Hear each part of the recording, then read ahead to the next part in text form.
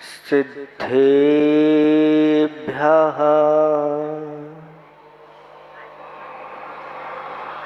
ॐ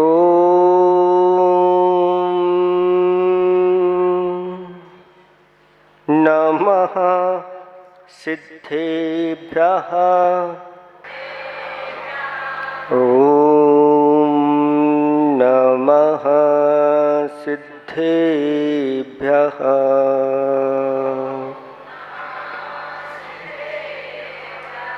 निर्मल जल सामान्य है जिनका चंदन से है दिव्य वचन।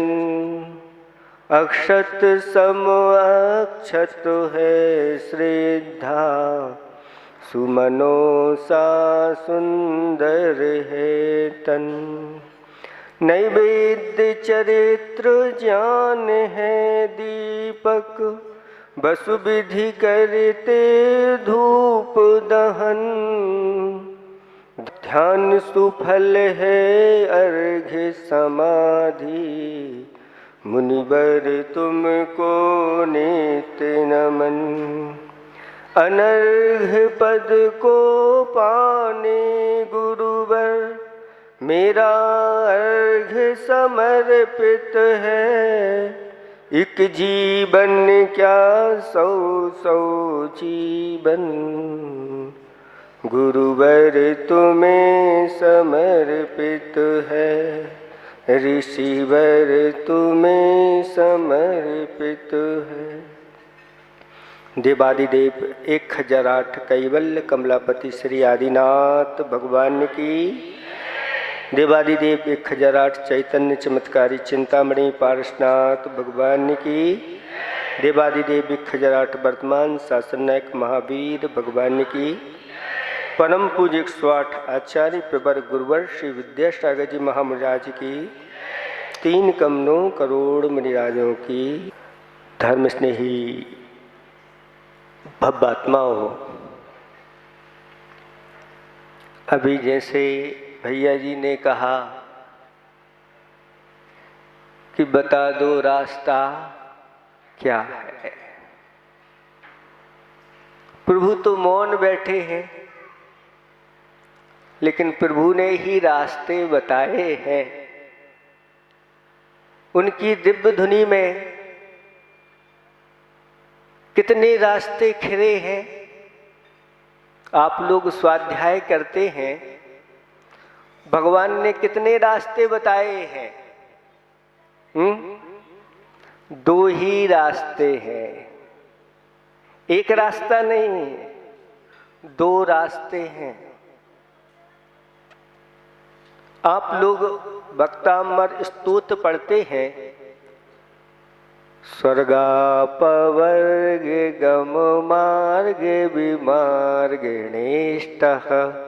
सद्धर्म तत्व कथनैक पटु स्त्रीलोक्याः दिव्यध्वनिर्भवति ते विशुद्धार्थ सर्व भाषा स्वभाव परिणाम गुणैः प्रयोज्य।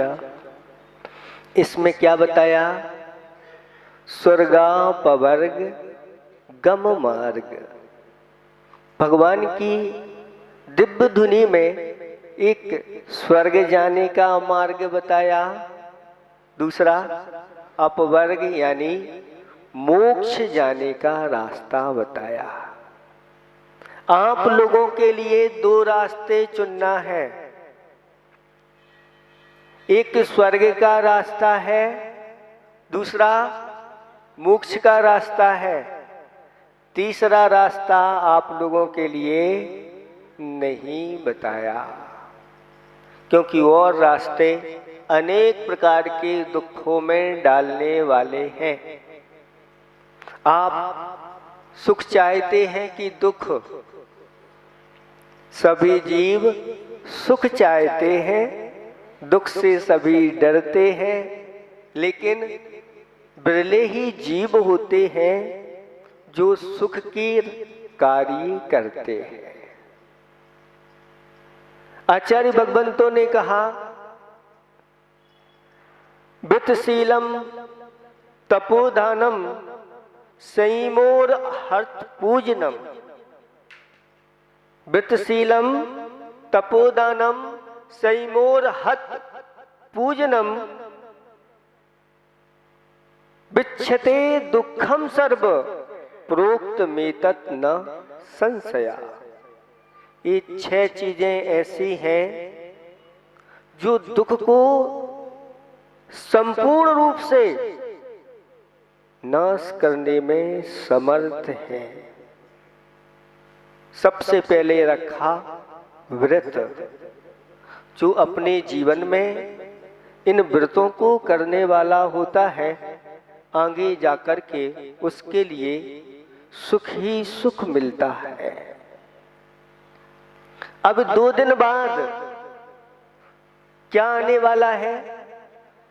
अष्टानिक पर्व आने वाले हैं। आप लोग पूजा करेंगे।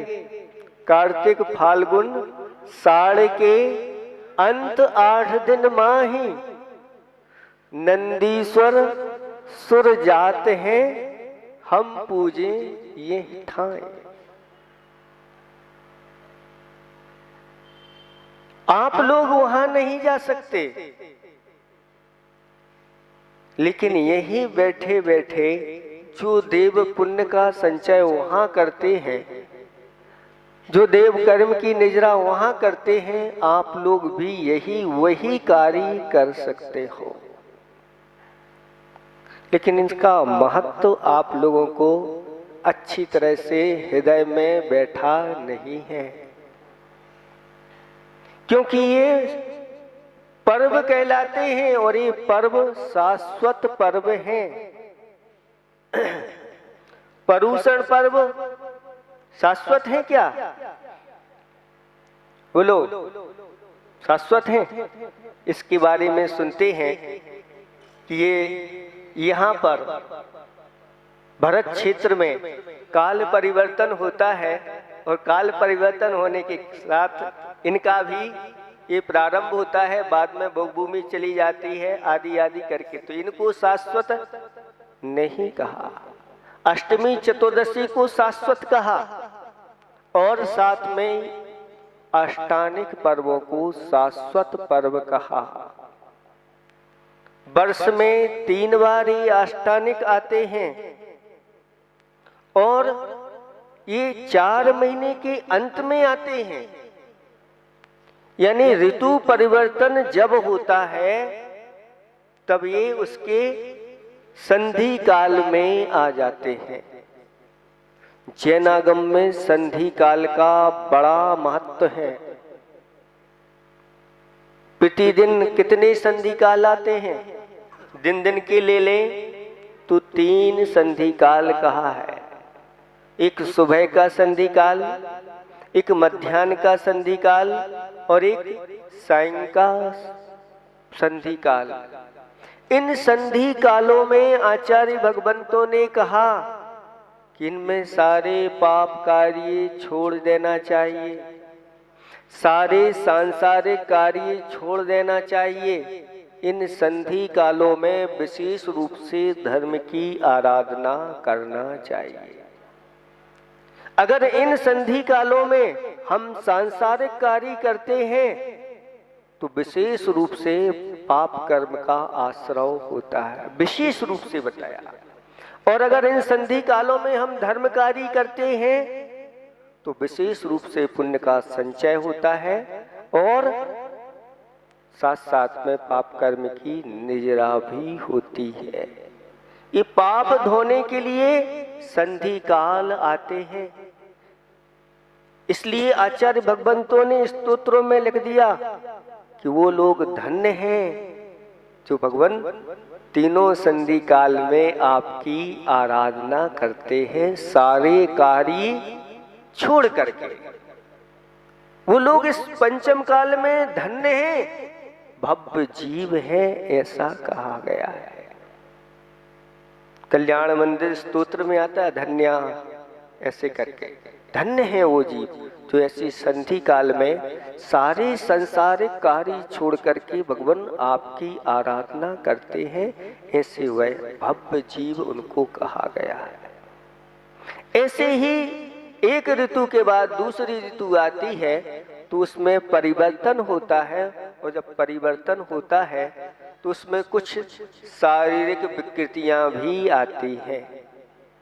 डॉक्टर लोग सब समझते हैं कि जब ये संधि काल आता है, जैसे ही आषाढ़ का महीना लगने वाला है तो बीमारियां बढ़ने लगती हैं। इसलिए हमारे आचार्य भगवंतों ने ऐसी व्यवस्था रखी है कि ये आष्टानिक पर्व 8 दिन जो अच्छी तरह से व्रतों के साथ निकल लेता है, संयम के साथ निकालता है, एकासन उपवास आदि के साथ निकालता है, वह विशिष्ट रूप से धर्म का संचय तो करता ही है, शारीरिक स्वास्थ्य लाभ भी ले लेता है। तो ये व्रत ऐसे हैं कि अपने पापों का उच्छेद करने वाले हैं। आप लोग व्रत करते हैं, जिनवाड़ी में एक 28 रासा आता है, पढ़ा है आप लोगों ने? कुछ लोगों ने पढ़ा होगा, कुछ लोगों ने सुना भी नहीं होगा कि 28 रासा क्या है। 28 रासा जो है वह एक ऐसी कथा है नंदीश्वर पर्व की, संक्षेप से आज आपके सामने हम रखने जा रहे हैं कि 2 विद्याधर और विद्याधरनी राजा और रानी हैं। शुद्ध भोजन उन्होंने अपने लिए तैयार किया है और इंतजार है अतिथि का। आचार्य ने खाई को लिखा है, रोटी ना मांगो, रोटी बनाना सीखो, खिला के खाओ। सुन रहे हैं आप लोग? रोटी ना मांगो, रोटी बनाना सीखो, खिला के खाओ और फिर दिन भर खिलखिलाओ। ये हमारी भारतीय संस्कृति रही है। आज हम रोटी बनाना नहीं सीखते और पुरुष हैं, महिलाएं हैं और दूसरों पर ही आधारित हो जाते हैं। और अब या तो नौकर नौकरानी लगाओ या फिर होटल में जाकर के खाओ। आचार्य श्री जी एक बार विहार करते चले जा रहे थे और एक होटल पर लिखा हुआ था जैन होटल। आचार्य श्री ने उसको देखा, कुछ युवा भी साथ में चल रहे थे, तो आचार्य श्री जी कहते हैं जैन होटल, जैन होटल। उन युवाओं ने देख करके आचार्य श्री को वो मुस्कुरा दिया, आचार्य श्री ने भी मुस्कुरा दिया और आचार्य श्री ने 1-2 बार कहा, सबकी समझ में आ गया कि यहाँ पर ये कहा जा रहा है अगर जैन हो तो टल, यानी यहाँ से निकल जाओ, होटल में मत जाना। हिंदू हो टल, हिंदू हो तो टल जाओ, अंदर। पहले जब शुरुआत में होटल खुली थी, एकाध लोग छिप करके जाते थे, कोई देख ना ले। और अब प्रचार प्रसार करके जाते हैं कि हम कहाँ जा रहे हैं, होटल जा रहे हैं। वास्तविक धर्म की जिनको पहचान नहीं हो पाती, वो इस प्रकार के बहाव में बहते चले जाते हैं। इसलिए आचार्य भगवंत अभी हम लोगों को मिले थे, उन्होंने इसी प्रकार का उपदेश दिया कि पुरुषों को भी ये उपदेश दो कि रोटी मत मांगो, रोटी बनाना सीखो और खिला के खाओ। पुरुष के लिए भी, क्योंकि 72 कला में पुरुष की कितनी कलाएं होती हैं? 72 कला में एक पाक कला होती है, उस कला में भी वह पुरुष निपुण होता है। लेकिन ये सब भूलते चले जा रहे हैं और हाथ फैला करके खड़े हो जाते हैं और अपने धर्म से बहुत दूर खड़े हो जाते हैं, च्युत हो जाते हैं। दोनों ने, दंपत्ति ने शुद्ध भोजन तैयार किया और भावना भाई कोई अतिथि आ जाए, पुण्य संयोग से 2 चारण रिद्धिधारी मुनिराज आ गए और उनका नौदा भक्ति के साथ पड़गाहन किया, आहार दान दिया।